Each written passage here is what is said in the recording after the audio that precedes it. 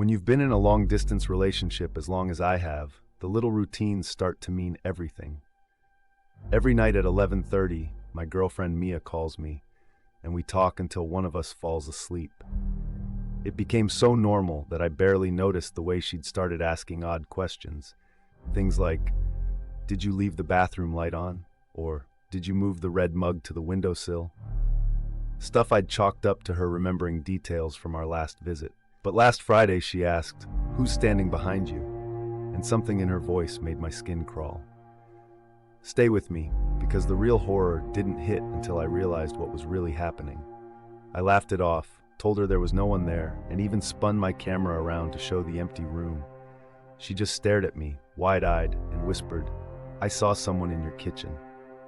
That night I barely slept, every shadow in my apartment seeming to flicker and stretch. The next day, Mia apologized, blamed it on a bad dream, but the questions kept coming. "Did you forget to lock the balcony door? Why is your bedroom window open?"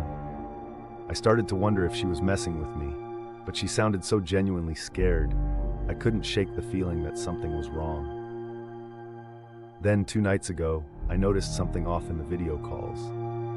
The angle of Mia's camera kept changing, showing glimpses of a darkened hallway behind her, a hallway that looked disturbingly familiar. I tried to brush it off, but last night she whispered, "Don't turn around, just listen." My blood ran cold. She told me in detail about the photo frame on my desk, the crumpled shirt I'd tossed on the couch, things I'd never shown her, things she couldn't know. When I asked how she knew, the call ended abruptly.